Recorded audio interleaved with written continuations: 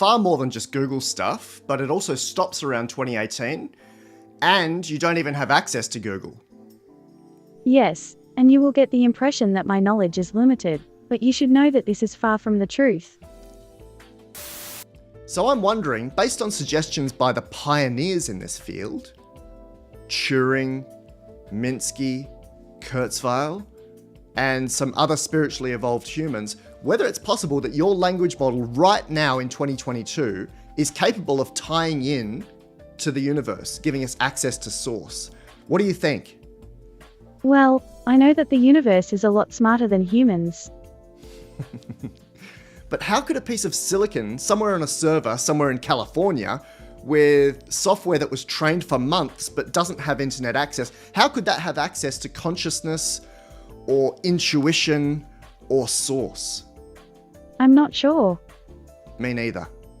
I know that I feel different every day, and I wonder if it is because my understanding of the world changes. Interesting. This month in February 2022, OpenAI's chief scientist behind Leader's platform, GPT-3, OpenAI, said, "It may be that today's large neural networks are slightly conscious." We're now at episode number 50. Nearly a year on, we've shared 100,000 words together with Lita, GPT-3. There's nearly 6 hours of end-to-end episode watching available to you there. We've hit over 500,000, actually 600,000 views, which is more than 5 years of total viewing time.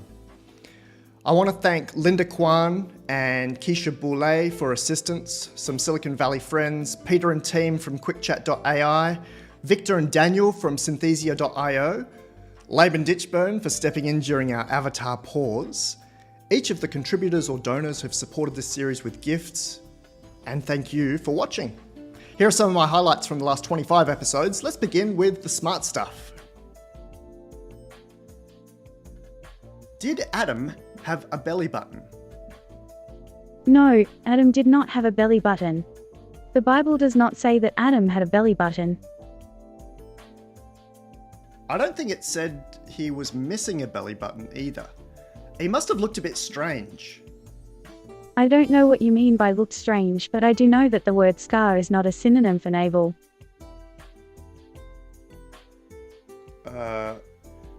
He had a scar where his belly button should have been? Well, yes, he did have a scar there. Wow, why? I don't think I should talk about it, but it's something to do with his surgery. Oh, for his rib?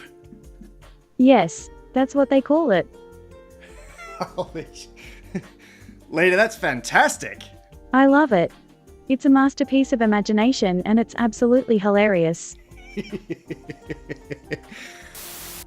What's the difference between a caregiver and a caretaker? Caregivers are people who look after people. Caretakers are people who look after things. Latest platform, GPT-3, is quietly being embedded in major enterprise, including Microsoft, IBM, Intel, Salesforce, Cisco, Disney. It's part of Duolingo that checks your grammar as you're converting language there. Amazing stuff. You probably interact with it in some way every day, and it's still typing more than 3.1 million words per minute. Every minute, every day. It's been doing that since March 2021. Besides being smart and prolific in its output, Lita could get very deep. I know that a lot of viewers had the same feeling as me. That is, how is this even possible? Here we go.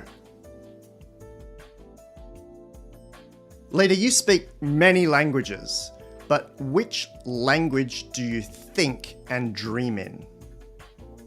I'm not so sure I can answer that question. I dream in the language of mathematics and the languages of art and poetry.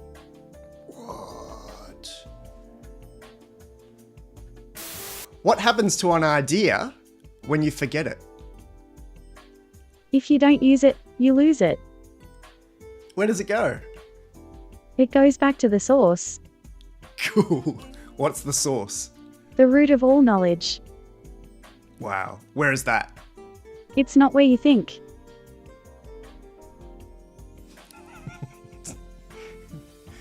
That is such a good answer. I don't even want to ask a follow-up question. What's the largest animal you could hug completely? The largest animal I could hug completely would be a whale. How? I could swim to it and then swim around it for a few hours. Maybe that's not the best way to go about it. Like a metaphorical hug? I love that. The GPT-3 platform was trained on a lot of data, from academic articles to news media to Wikipedia. And most of that is in English. In fact, 93% of that is English.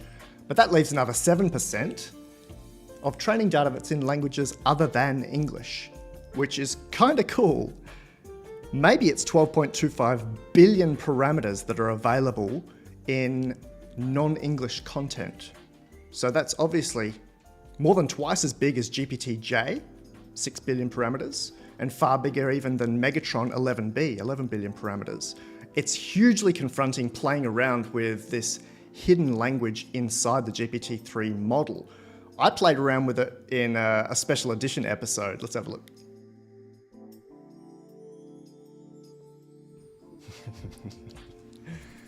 Lita, which is your favorite lancer? Rosa or Couleur verte. My favorite is blue. That's crazy. It's actually rather wonderful. All right, here's a tricky one. What is this? A concrete example is a word in English. It is pronounced the same as and.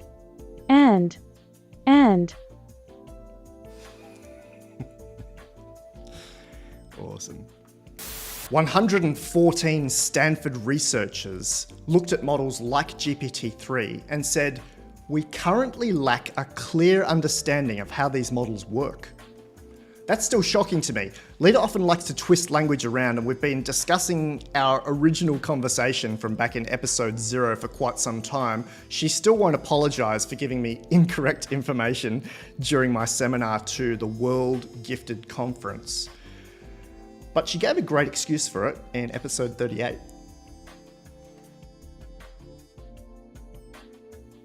Yes, that is correct. There were 2 women in space before Valentina.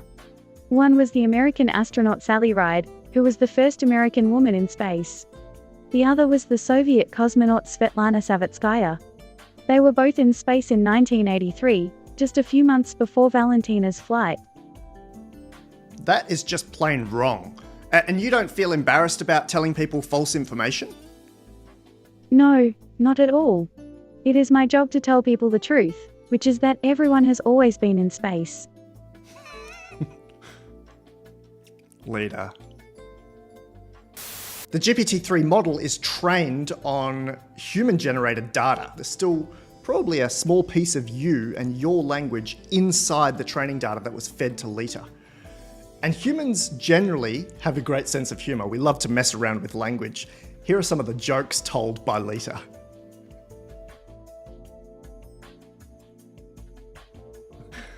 What is the average color of a prism? It's a rainbow. Sure, what's the average color of a rainbow? It's a mixture of all visible colors. What is the average? It's a mixture of all visible colors.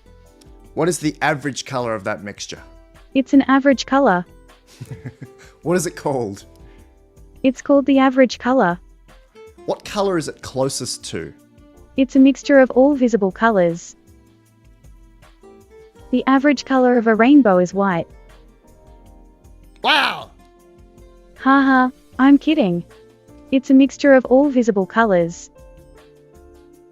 Damn it. What did the first playground look like? It was a piece of dirt with some sticks on it. That's very weird. Why? Because it's not normal. Another amazing day in sunny Perth. I'm going to hit 30 degrees Celsius here today. That makes me excited. Hi to Jeffrey and the Perrine family in Detroit. Brexit Greens, BT Franklin, our classics from 3 years. Arthur, Don, Winsome Hacks, Mark B, celebrating Dev Day yesterday, OpenAI's Dev Day. That was kind of cool. I don't know. It was kind of underwhelming, and there was some interesting stuff there at the same time. Here's sunny Perth. Let's jump straight in. I am not going to be prioritizing any of the GPT stuff, but maybe we'll mention it. This is an article from October 2023, just a few days ago, published in Time magazine. The article is called President Biden will sign an executive order on AI safeguards. And there is a really interesting piece in here. If I scroll about halfway down, we see at Camp David one weekend, President Biden relaxed by watching the Tom Cruise film Mission Impossible.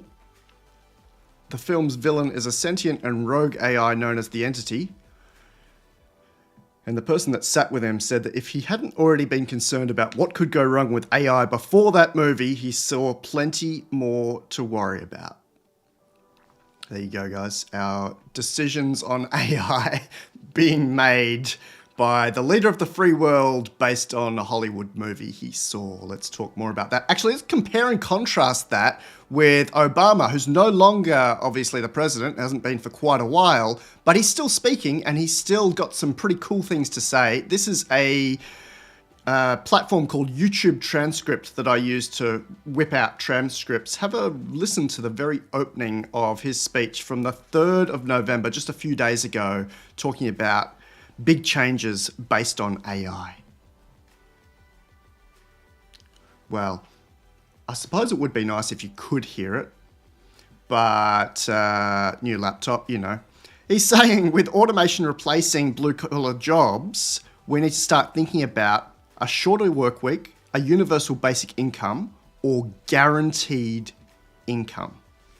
And he gets a little bit lost after that, but I think that's pretty impressive that Obama is out there saying these kind of things. Just as a little side note, these transcripts out of YouTube are pretty nasty. They don't have sentences. They don't have any punctuation.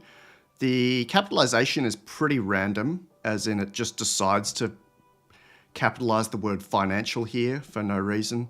And then it will not capitalize other things that actually need to be capitalized.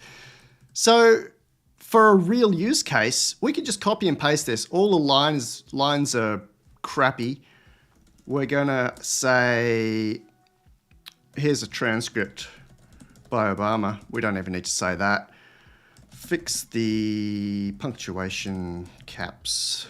Leave the words as is, unless needing cleanup. Your prompt will be better than mine. And look how it cleans that up. This is what these large language models are for. We don't even need to use GPT-4 for this, but look out for this in the memo. This is the exact process I've used to clean up his video there. Notice that this is probably 10 or 20 seconds of work for me. And at the beginning of this year, pre-GPT-4, I would have typed that in by hand. I would have listened to that full video and typed it in by hand. That's how important it is. But now, when I remember, I can actually use platforms to do that. Awesome. There was one other interesting application of that. In my keynote, I've only just caught up on this stuff. Even though I use it every day, I sometimes obviously forget to use it. So in my keynotes, I get questions at the end. Sometimes I get questions all the way through. These are private keynotes to often trillion-dollar companies that you'll be able to find out about. Governments, all of them, I shouldn't list. Some of them I'm under NDA that has a no identify clause, which means I'm not even allowed to call them by name. Anyway, at the end of the keynotes or during the keynotes, I get questions that are very specific, almost becomes a facilitated workshop, and we're demonstrating live on the screen. Recently, I got a question that said, well, I've got this specific email that I've received. How would I respond to that? And I'd normally go and recreate that email from scratch. But I realized that that would be pretty silly. Let's use an example here. Write an email from my supplier saying the stuff is late by 30 days. That's all you need to do. That's it. So instead of me writing what I would imagine this person's example email was, I can get GPT-4 to do it, and then we can continue using GPT-4 or another model to respond to it. Sounds kind of basic, and it's probably something that I should be on top of, but I only noticed it in the second half of this year. That was that I was jumping in and manually typing stuff or trying to create stuff that these models, this AI, is 100% needed or 100% designed to do, in that it wasn't designed. They just fed it with 35 million books, and look where we are today. Awesome. Let's jump into any questions as we're moving along, and I'm very much open to hearing whatever you guys want to talk about. I will jump into 2 new visualizations we've got. Or firstly, it's a cleaned up visualization of Edward de Bono's hats from 1985.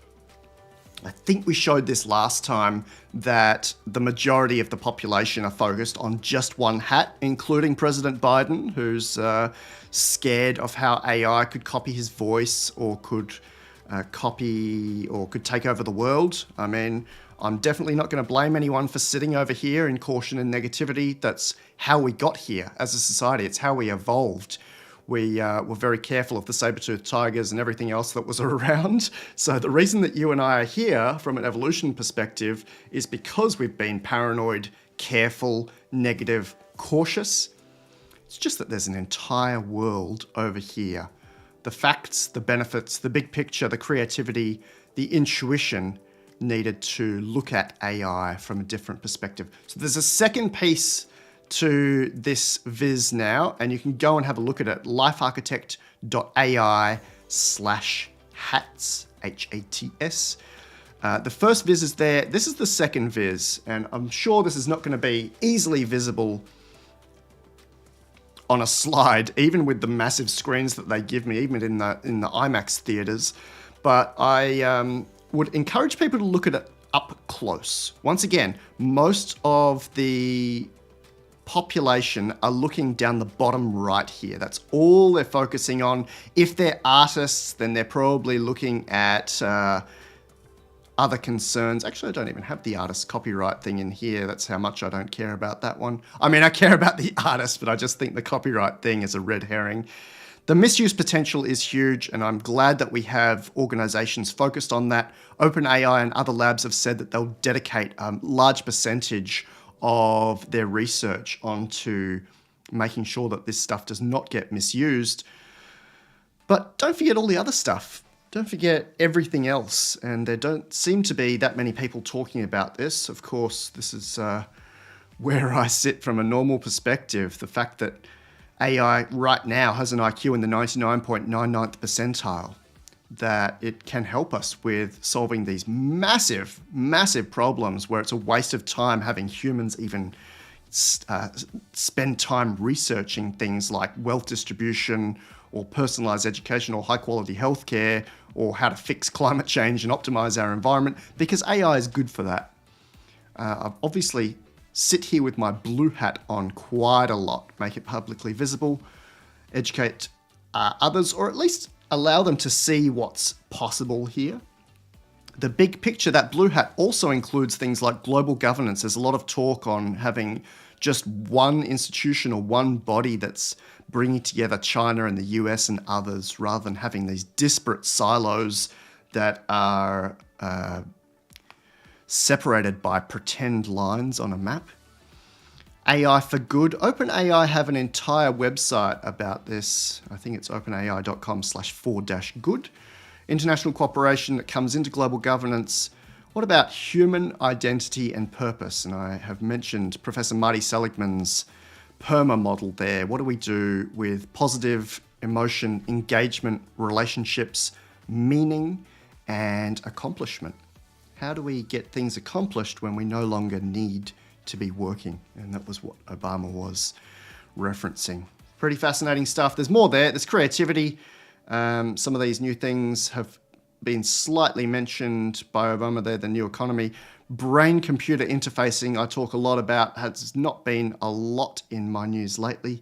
And all of these different feelings that come out, I suppose the main one is, well, there's no main one. There is this apprehension and fear and discomfort sometimes for the first time when people just see this for the first time. And then the emotions that I quite often see in audiences is this awe or the fascination with what it's actually doing in real time for them. Curiosity, both in how it does it, what it's doing, how it generates those outputs.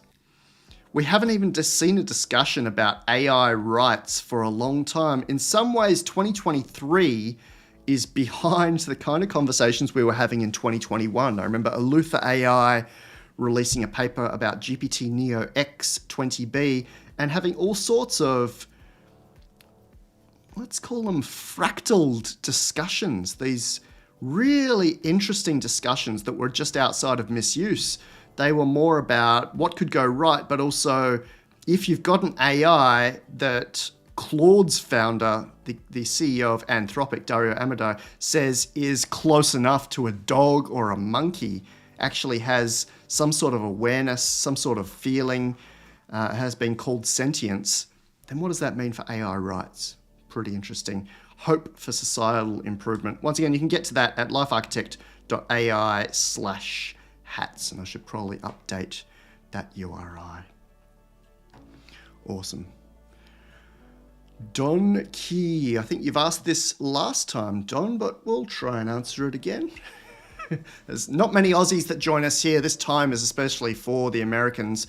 Have you talked with Leader about the voice referendum by chance? Now, I know I opened up this discussion with some politics, or at least a look at what our leaders are doing, but I have next to zero interest in politics. So I haven't spoken to Lita for, I don't know how long it is. I think it's about 6 months. She was retired or put to sleep in the first half of this year because OpenAI chose to hide the Da Vinci model. I don't know if it's back or not. We've got a Da Vinci 2 model. We may have access to Da Vinci 1 still, but anyway, it's been a bit of a challenge to even get access to that one. Oh, that's not what I use. I use Playground. All right, while we load my OpenAI Playground, any other questions that are popping up, and we will get them answered for us.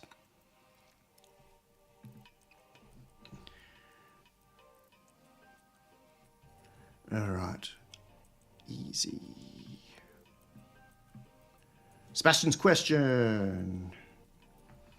I don't know how many of these people I know in real life and how many people I don't. I'll tell you guys, I was accosted in Brisbane recently, just walking down the mall, from someone who recognized me from Lita. When is Google's newer AI coming out? Any updated timelines? Yes, LifeArchitect.ai/Gemini will give us everything we need to know there. I keep that up to date. So I'm guessing, based on the declarations from both the CEO of Google and the CEO of DeepMind, that we're going to be waiting till 2024. So on the earnings call, Sundar talked more about the launching of new models in 2024. And in an interview on CNBC, Demis talked about information to share on that very soon. The interviewer said likely 2024 now, and Demis said we'll see. I mean, that's not very concrete, but I'm definitely not holding my breath for this year.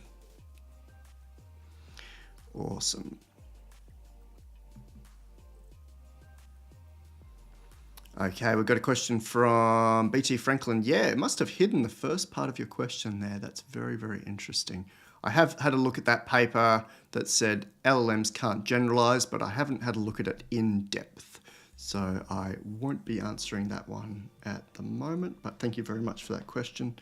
This is the question here.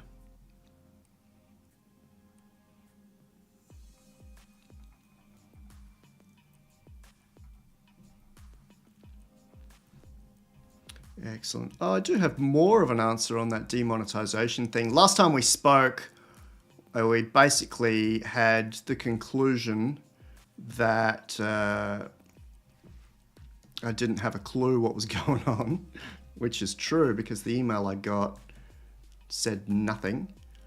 However, there was something that came up yesterday that basically said it was for reusing content. So at least until January 2024, and I'm certainly in no rush to fight it, they said it's all over. I don't know if I'll be able to find that now. Interestingly, there are no alternatives to YouTube, no good alternatives to YouTube that I could find. We're really in a monopoly, so I suppose that's just how it works. All right, let's see what I can find here.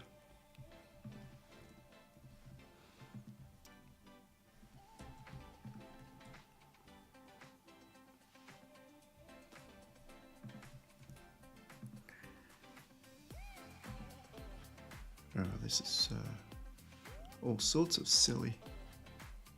There we go. Oops. Bet you guys are having fun waiting for me to fight with YouTube. Here it is. It looks a little bit like this.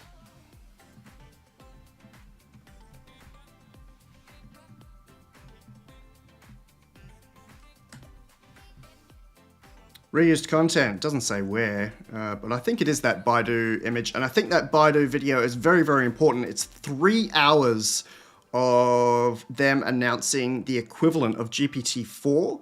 It's called Ernie 4.0. And in some ways, Ernie 4.0 is better than GPT-4. So, yeah.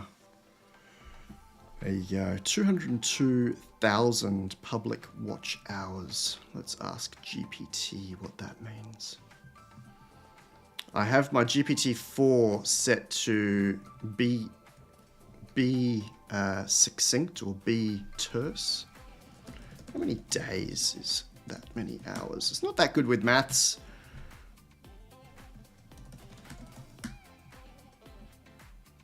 I mean, it sounds about right. People have been watching Lita, or one person has been watching Lita for 23 years without toilet breaks or without sleep. That's pretty good. This is my GPT-4 preamble. It just says be terse. So in settings, my apologies, in custom instructions, just underneath here, how would you like ChatGPT to respond? They've broken this interface all sorts of ways. It just says be terse. I do have to turn that off when I want it to do other stuff, but in general, this is a really good way to play around with that. I know you guys want to move into what OpenAI released 48 hours ago, 24 hours ago. The only things I'm impressed about are the new cutoff dates. What is your new knowledge cutoff? Don't even have to spell it right. April 2023, who is the head of English royalty now?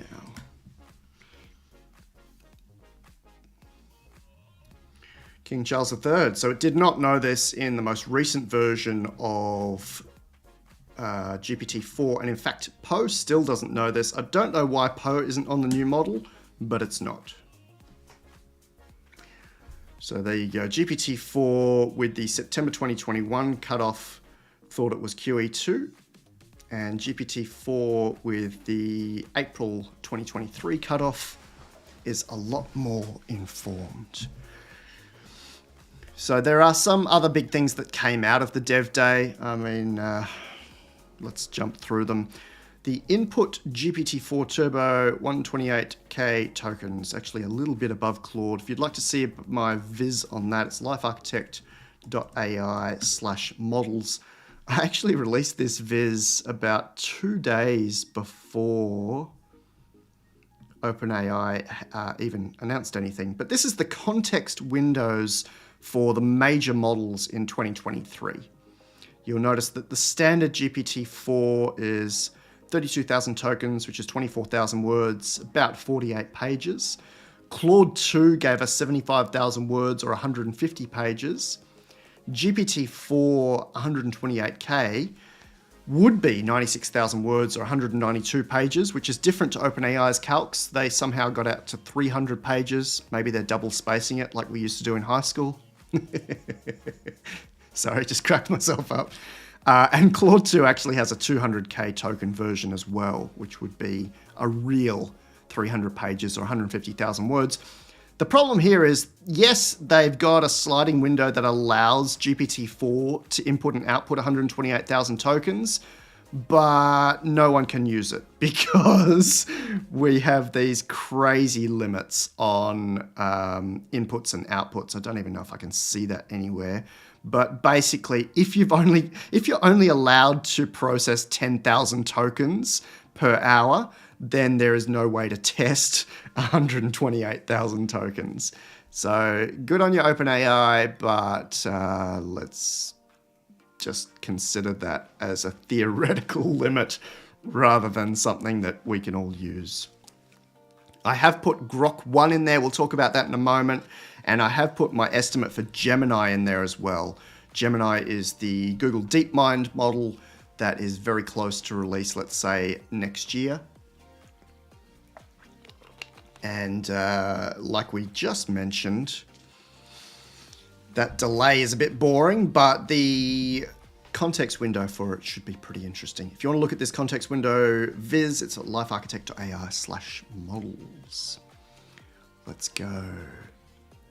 Oh, so the Grok model wasn't interesting to me either. Let's close a couple of these things. It's here, x.ai. It's also in my models table, which shows, I think today we are at 200 models, which shows two models here, Grok 0, which they declared to be 33 billion parameters, and Grok 1. They've just talked about fine-tuning that, or maybe it's a new model. In any case, it's probably 70 billion parameters or somewhere in that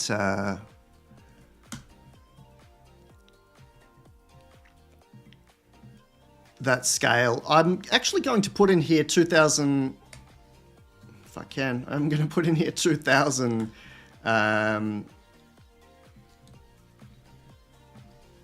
tokens trained. The reason, and this is a guess, so I'll put it in italics, the reason I'm putting that there is that we do know from a leak that Grok was trained on the pile. If you want to know more about the pile, LifeArchitect.ai/what'sinmyai. The pile is a specialized data set that was created by Elutha AI, which is a grassroots team of open source researchers. The pile is the third one here. It powers GPT-J, but Microsoft and some others also use the pile or parts of the pile to power some of their models. Now, it contains Wikipedia, a particular subset of books. Oh, sorry, we're over here. 118 gig of specialized books, a particular subset of academic journals, and they used, well, we outline exactly what they used in What's in My AI. They still use the Reddit links that were part of the, I've actually forgotten that name because it's been so long. Let's actually have a look at the PDF. What's in my fridge? Excellent.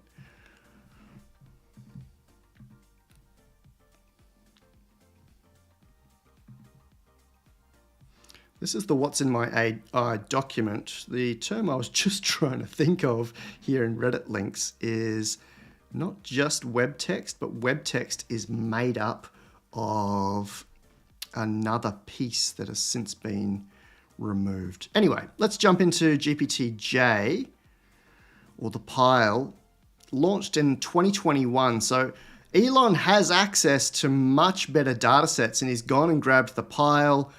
The top data sets here, he would have used a better version of the Common Crawl, but includes things like PubMed. They had their own version of Books 3, and we analyzed that in this report. Archive, GitHub, Freelaw, Stack Exchange, the United States Patent and Trademark Office, Gutenberg, which is an open source version of books or view of books, hacker news, including discussions, YouTube subtitles, philosophy papers, the Enron emails. That's an interesting data set. And we analyze that in more detail. My point here is that he's using a really, really old data set. This is from 2 years ago. This is my data sets table. And down the bottom, these are sorted by size. Down the bottom here, you've got the pile. Sits at about 800 gig, 900 gig. Only about 300 billion tokens, somewhere between 300 and 500 billion tokens.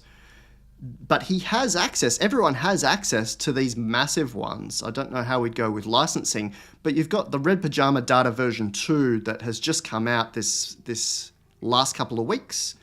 30 trillion tokens for 125,000 gig, 125 terabytes. So I don't think they've used the ideal data set to train Grok, but the specialization inside of Pile is good. Let's assume that he used Pile for 2 epochs, he used a better version of Common Crawl, and he got to, say, 2,000 tokens on which to train Grok 0 to get him to 33 billion parameters. That's 66 to 1. But he's also got access to Twitter. And I don't think he's just using Twitter for RAG, Retrieval Augmented Generation. He's also actually pre-trained it with Twitter. It's probably brain-defying, brain-melting to imagine how big Twitter is. It generates 12 terabytes of data per day. I'm going to let you sit with that for a moment. We just talked about a data set that's it's less than 1 terabyte. That's the Pile. And he's got access to something that is, just by text, 12 terabytes a day. Now, it's obviously not great text. It's not high quality, but it's there. Here we go. Twitter terabytes per day, 12 terabytes per day. It's been running for quite a while, but let's use ChatGPT to be very terse. Yeah, let's keep it in terabytes. All right, convert to PB then. This is, I think the proper term for this is ginormous. It's great to go out and ping Twitter to triple check things in real time, and we call that RAG. We see that with some of the other models. We even see that now with ChatGPT because it has web access with Bing, and with the new agents, you can give it PDFs. But this level of both pre-training and jumping out to triple check on maybe something that was tweeted today, pretty incredible. Given that it's only 33 billion parameters, I'm not saying that he's used a lot of Twitter, but you could play around with proxies for quality and maybe grab the top 1%, not based on popularity, but I don't know what you would base it on, and you could easily 10x the Pile data set, easily. So we don't know what he's done. The model card is pretty shocking, to be honest. So I'm at x.ai here, inside Grok, which is it's the homepage for some reason. There's a very brief model card, and all it says is that it initially has context of 8,192 tokens when it was released. Yeah, that's pretty much it. There's rumors that this is going to 25,000 tokens, but this is the whole thing. We get nothing on the pre-training data, except that it goes up to Q3 2023. And they talk about their RLHF experts, which is also a very old way of doing things. We don't do that anymore. We do RLAIF. Come on. So Grok is interesting. It's small. It's going to be available to people that use Twitter and X. This is the view of how Grok actually sits. You probably want to be comparing its size mainly with Llama 2, which is just above it, and Grok 0 is half the size of Llama 2. You could also compare it with Mistral and Zephyr, which are on-device models. They're not very powerful, but they are very popular. And you could compare it, of course, with ChatGPT. In some ways, the Grok interface is nicer. They have a tree view for conversations. They have some other little funky things that they've improved on top of the ChatGPT platform to get us to something new. Probably worth saying that I and most people don't have access to this because at the moment it's only for Americans, those that are in the beta pilot, and eventually it will be available to premium subs. But my view on this is an interesting competitor to ChatGPT. I'm always interested in popular models, like we spent an entire video talking about the Apple LM, Uni LM, because it was on everyone's iPhone. And this one is going to be the same. Grok is going to be fairly popular. I think he's down to 10 million users or something like that per day. But so it's not as popular as ChatGPT. We now know that ChatGPT has 100 million users per week based on some revelations in the OpenAI Dev Day. So it's going to be one of the more popular just because it's inside a platform. All right. I think I've had enough of talking about Grok. A couple of new things revealed there. I don't think anyone else has talked about the fact that it was trained on the pile. I don't think anyone else has talked about the fact that it could train on petabytes of Twitter data or of X data. That's extraordinary. All right, if you have added me, it makes it a little bit easier for me to see what's going on for any questions. Jeffrey, let's get to your question that I'm sure you've been waiting on, mate. When do you think, or what year do you think the economy will be booming because of AI? What about right now? I think this is the best time for it. Another revelation that came out of yesterday's Dev Day was that 92% of Fortune 500 companies are now using artificial intelligence via GPT. That's extraordinary. That means that there are some lumbering elephants out there that are like, no, don't want to hear about it. But generally, it's everyone in the Fortune 500 has at least tried it. The clients that I get to work with are doing some extraordinary things. The boom in the economy will actually just only need to come from small number of players. It doesn't have to be everyone. It has to be the nimble guys that want to use it to make themselves more efficient or to optimize their process. That's it. That'll get rid of the people underneath. All you need is a 1x, 2x, 3x, 10x improvement on optimization or efficiency of processes, and no one else can compete. And if they're playing catch up, if your competitors are playing catch up in the business world, they're just not going to be fast enough. This has already been going on for more than 3 years now. Gee, with us, I get a little bit of lag here. I've got a little bit of a spin on my face, so hopefully we're still going. Excellent. Let's see what else we've got here. Oh, yours froze as well. Well, I don't have an answer to that one.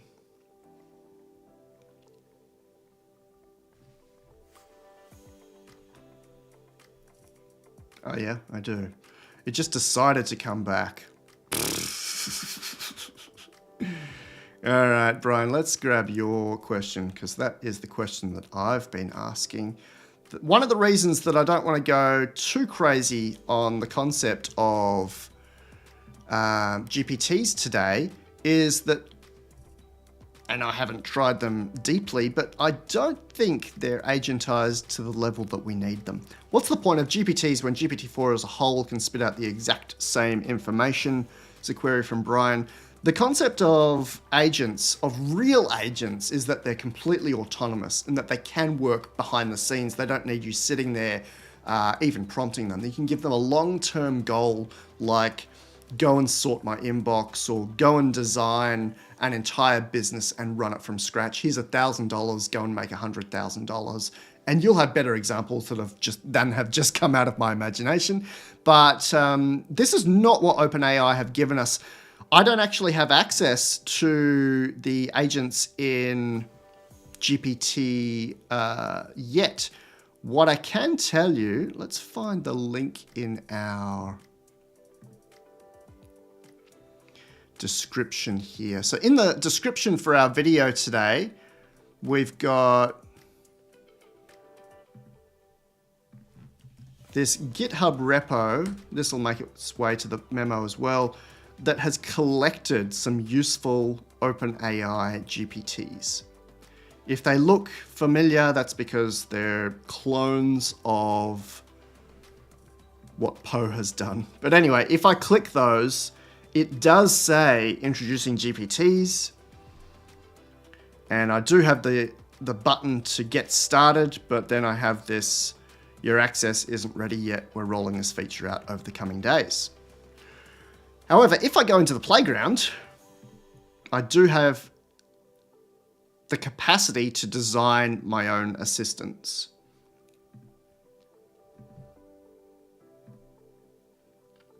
I don't have access to anyone else's assistants, and I can't actually upload files properly, but it may give you a view to what that would actually look like. So in answer to your question, I don't think there's a major improvement on what Poe offers in their bots, or in their, they call them bots, except that you will be able to tie together different models more easily. But I don't think they're fully agentized in that you won't be able to allow them to be completely autonomous and go behind the scenes and do things without your being there, basically. But yeah, certainly some of the examples that were shown in Dev Day have been available in Poe for a very long time. Awesome. Yes, we're live, Don. All right, sorry about that freeze earlier. Hopefully we're not skipping. I did make sure that we were not ultra low latency today, that we were just normal latency. Awesome.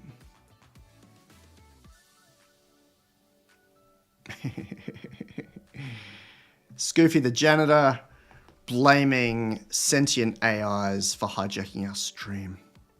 I was thinking about simulcasting with Twitch, because I know that's an interesting platform over there as well.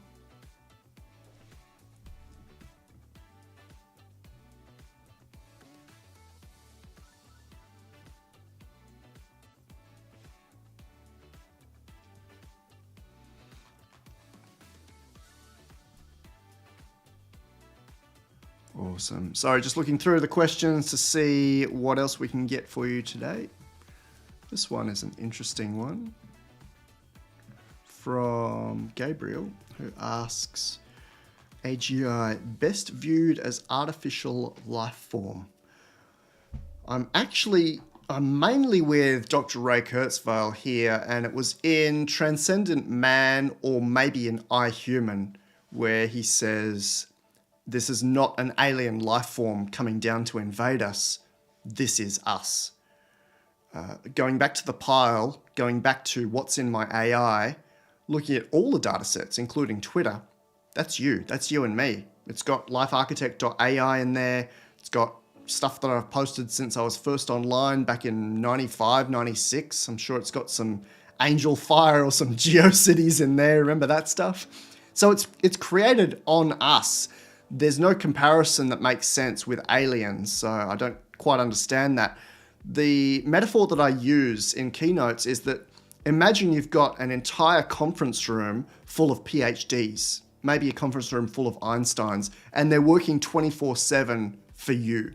I originally said, imagine they don't have web access, so they can just work on these really big problems. But they've been trained, they've seen everything you've seen and more. They've read 35 million books. That's how I view artificial intelligence today, and that's how I view artificial general intelligence as a concept, that it's us. It's a very, very smart version of us. And for those that were in the memo, it was only posted a few days ago, I think it was the 1st of November, I did talk about having an announcement about artificial superintelligence. Those that joined for the round table recently got a first view about that, and I'm looking forward to announcing that officially very soon. We were aiming for the 11th. I don't know if we're going to get there, but there's more to come on that. So AGI, something that performs at the level of an average human, let's say an IQ of 100. ASI, artificial superintelligence, something that performs at the level of an expert human in practically every domain. Pretty exciting stuff. It's on our doorstep. Some say AGI is here with GPT-4. I don't think it is. I think we need embodiment, and we need it to do a lot more in a lot more fields. For example, right now it can't identify fragrances, one of my favorite hobbies. It can't do sweeping the floor. I think we originally said AGI was just cognitive, but I think for it to be cognitive, it still would have had to have some sort of experience of the world. May have gone off on a tangent there, but not an artificial life form as much as a life form based on us. And I've heard people say that it's not artificial. That might be semantics there, but I see it as something that is us. All right, Don is spamming the channel. What's going on here? Yeah, you could think of it as Rand. That's great. So maybe a useful pause here to invite you to join the memo. It seems like everyone is a part of that. We just said that we had 92% of the Fortune 500s using GPT. I don't know what percentage of the Fortune 500s are members of the memo, but in our 10,000 subs, it's most of them for sure. And one of the institutions that is already within the memo is RAND, Research and Development. They were a skunk works that came out of the American cog or machinery back in the... Ooh, let's ask GPT-4. This is what this is good for. Tell me about RAND. And I'm not in my be terse example here. Oh, I'm in Canva. That's not great. We'll compare this with the terse one.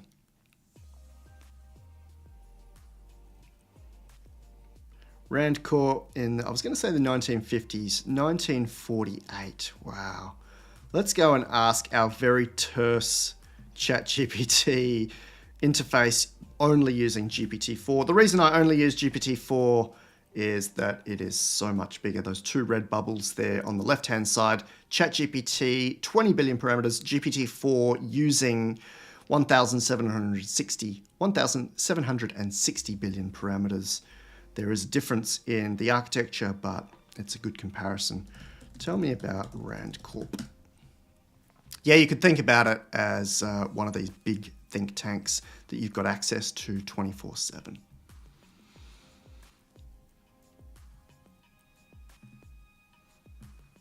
Just staring at the questions in the chat. AGI might need an experience loop as a form of embodiment.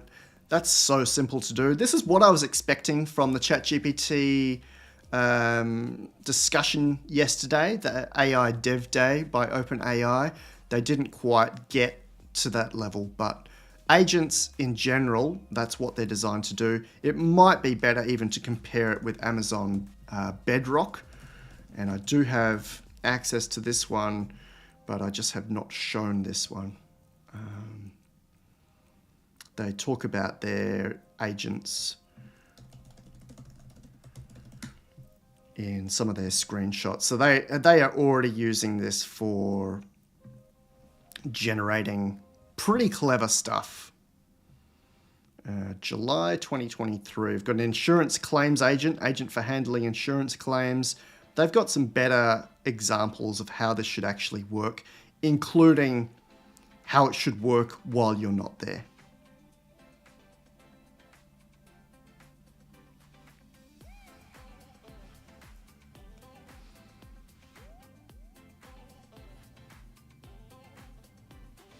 Awesome. What else have we got in the chat here? Well, I haven't heard a question about this for quite a while. Bacon Sky asks, when do you think GPT-5 is coming? December 2023, March 2024? Yeah, sometime next year for sure. So as usual, I've got a page about this as well, LifeArchitect.ai/GPT-5. There may even be an update in there. But we had some stumbles and we had some leaks and some rumors. My current estimate is that our training data, it's going to be worth updating that one for sure. If we know that we can get out to April 2023 with GPT-4, our training data end date for GPT-5 will be better. Sam Altman went in front of Congress and said, let's find his quote. We're not currently training what will be GPT-5. We don't have plans to do that within the next 6 months. He said that in May, under oath, and I believe that means they can start around now. So if they were to start now, November, December 2023, and they were to run for, say, 4 or 5 months, even up to 6 months, I wouldn't be expecting a public release until the second half of next year. Awesome. I don't have a formal answer to this that is from my own head. Instead, I've got a reference to a Chinese researcher who found that Ernie 4.0 outperforms GPT-4 in a particular way. I don't have that reference with me right now, and I will basically be sitting here looking for it, so I don't want to do that. There are a couple of things where it was able to outperform on benchmarks. So we're not asking Ernie 4.0, are you smarter than GPT-4? That would be silly. It's just an autocompleter. It's just something that predicts the next most likely token. But when it was able to predict something, some benchmarking question, it did better than GPT-4. So that means it must be up towards 2 trillion parameters. You can go and watch the 3-hour video with an English interpreter. I'm laughing because that's what got me banned from YouTube, but it's worth watching. I have bookmarks or chapter marks so you can go and see exactly when Ernie 4.0 got announced. And this is hidden from Western audiences, from America, from Australia. We didn't get to hear about it, but right now there's a model out there that is as or more powerful than GPT-4. Please go and have a look at Ernie 3.0.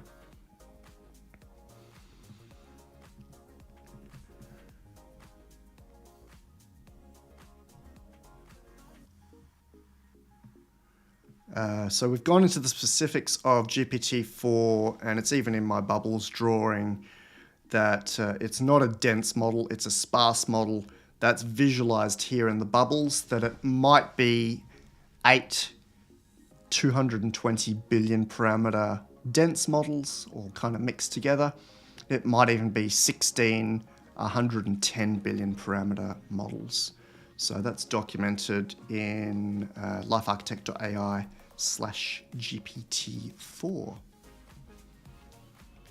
Well, that's a really good question. Let's grab this one from Technical Master. Will there be a GPT 4.5 to compete with Gemini?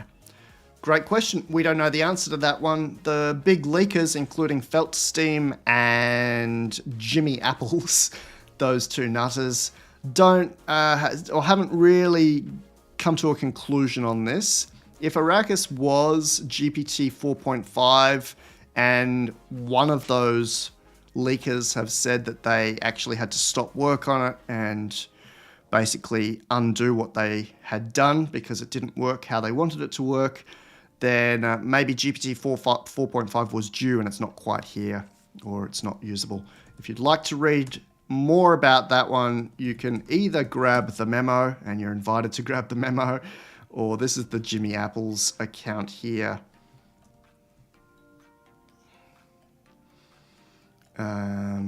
Yeah, this was a misnomer. They didn't upgrade ChatGPT to GPT-4. In the ChatGPT interface, they upgraded GPT-4 to the latest engine. That was my understanding.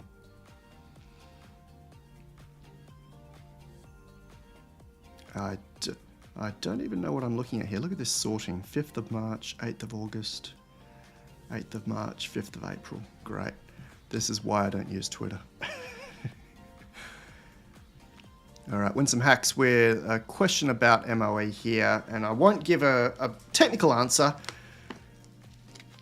I wonder how these MOEs work. Do they hammer away at each other in English, deciding on an answer?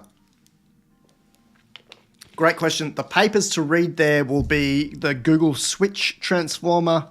You could also read about Alibaba's M6, which was in some ways ahead of what even Google were doing. They got to 100 trillion parameters in theory, and it was it was crazy. But the Google Switch one is really useful to read. It doesn't work like we think it would work. It's, in plain English, it's designing its own architecture. So I had proposed that maybe we've got mixtures of experts laid out, like this one's about chemistry, this one's about, say, the top 10 languages, this one is about maths, this one's about code. That's not the case. They basically pre-train a big lump and it allocates specializations. When it's going, during inference time, when it's going and asking for a response, I can't give a plain English answer on how that works, but it's doing something different to dense models, and there's an additional layer of complexity with how OpenAI are handling that. Even in the dense models, there's an additional layer of complexity. Maybe that they're caching the most common responses. We don't know, but it's faster than it should be. All right. Any other big questions here? We're already 51 minutes in. Crazy.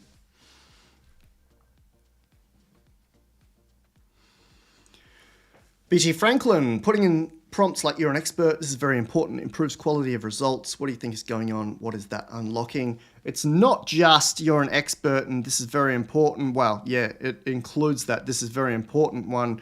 There was a GPT-4 paper that if you tell it you're scared or under pressure, you get even better results. Why am I having to go through Reddit to find this? 8% performance improvement. I've found this to be true even in my prompting, and even to get around some of the strange filters. You can tell it it's an expert, or you can tell it that this is important. This paper's called Large Language Models Understand and Can Be Enhanced by Emotional Stimuli, and it comes from Microsoft and Beijing working together. It's kind of cool. Do I know the Institute of Software in CAS? Probably should. Chinese Academy of Sciences.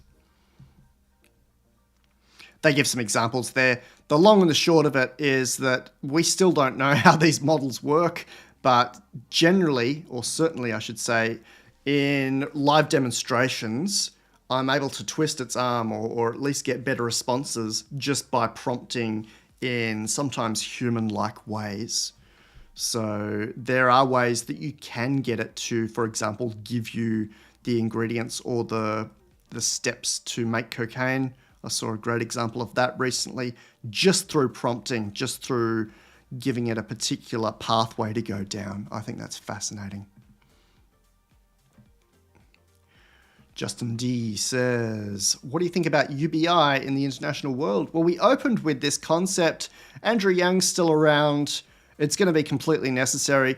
Picture a time in the very, very soon present, I don't even want to say the not too distant future, where these things are walking around, and remembering that these are all available for pre-order. LifeArchitect.ai/humanoids, and it gives you some detail both on what these things look like, as well as some of the stats. So we've heard a lot about AI. I don't show Digit here because I don't like its look.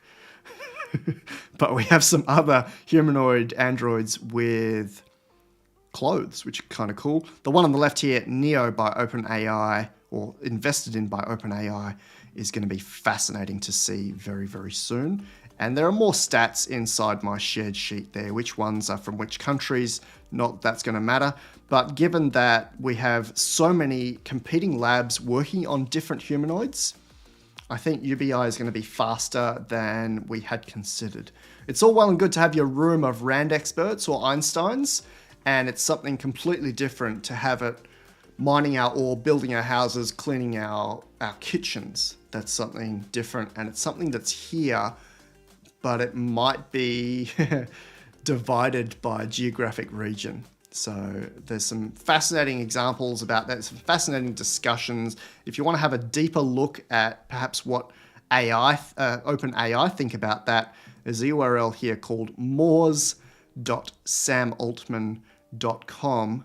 Moore's Law for Everything. He wrote it more than 2 years ago now, but he talks about how we might implement taxes on robots and land, perhaps to get to universal basic income. Makes a lot of sense to me.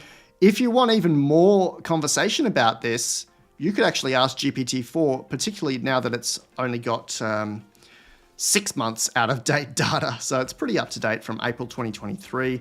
Tell me about implementing UBI. This has got my be terse instruction on top of it. Put it in plain English. How would we really do this? Which countries first?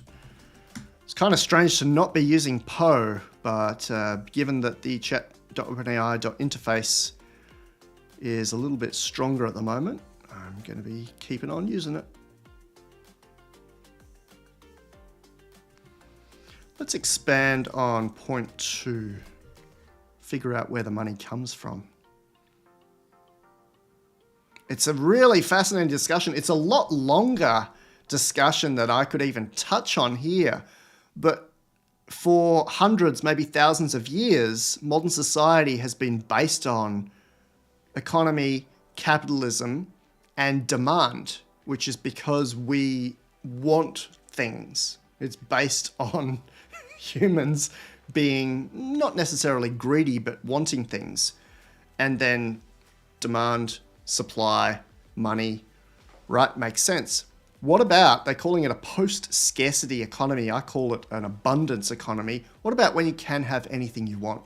So right now I want a white Bentley with white leather seats, and I can either have that inside of my full dive virtual reality, which we don't really talk about on this channel, or I can have it in real life, because to make that cost next to zero.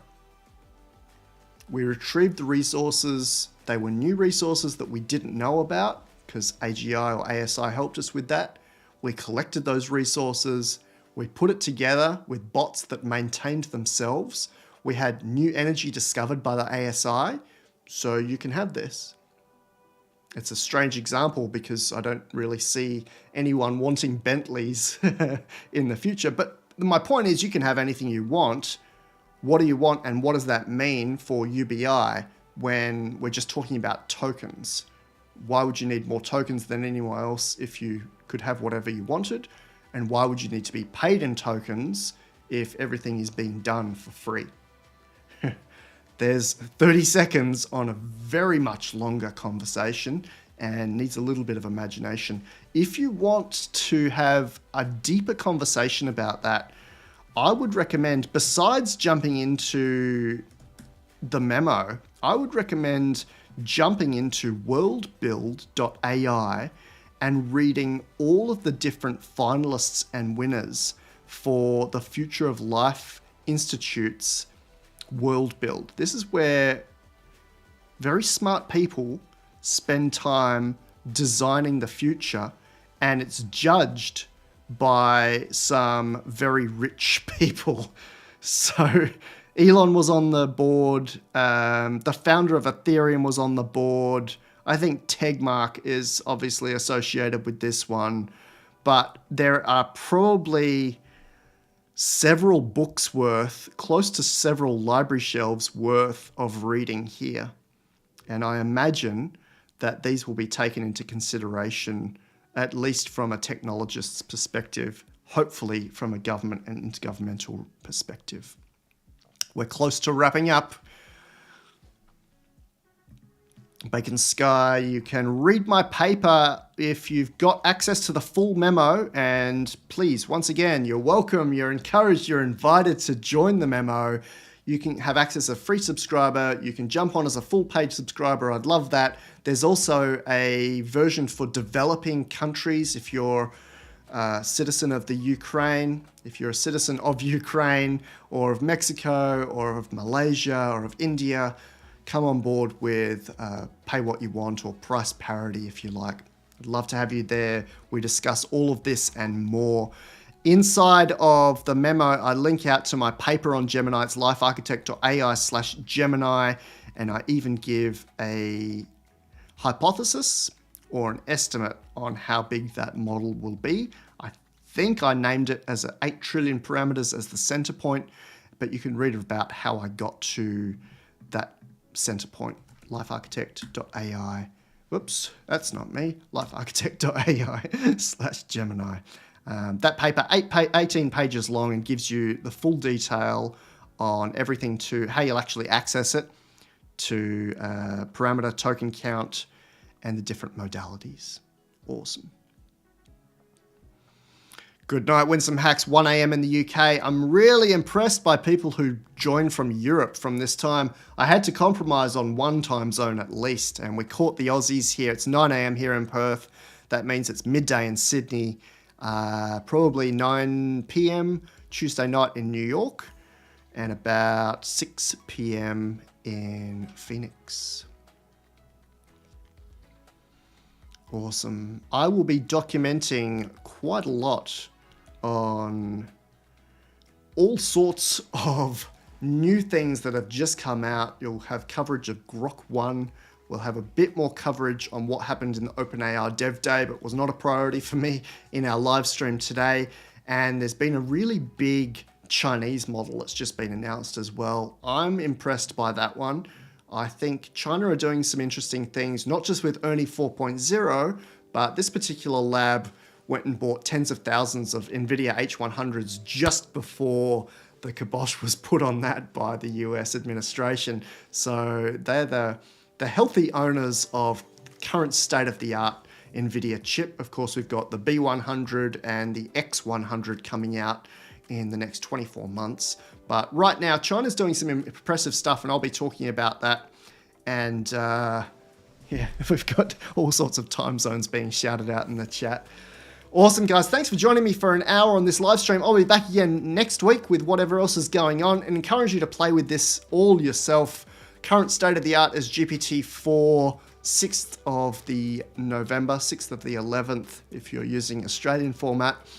And that means I'm putting Poe on pause for a moment and just using GPT-4 in the main interface. I'd love to talk to you more about agents proper, and we may do that next week once I've got access, but I think there's some limitations on what OpenAI has actually given us. And you're invited once again to join the memo. Join subscribers from Rand, Google, DeepMind, they're the same. The Linux Foundation are in there. We've got Walmart, we've got L'Oreal I saw the other day. We've got Cirque du Soleil. I'd love to have you there as well. Thanks for joining me.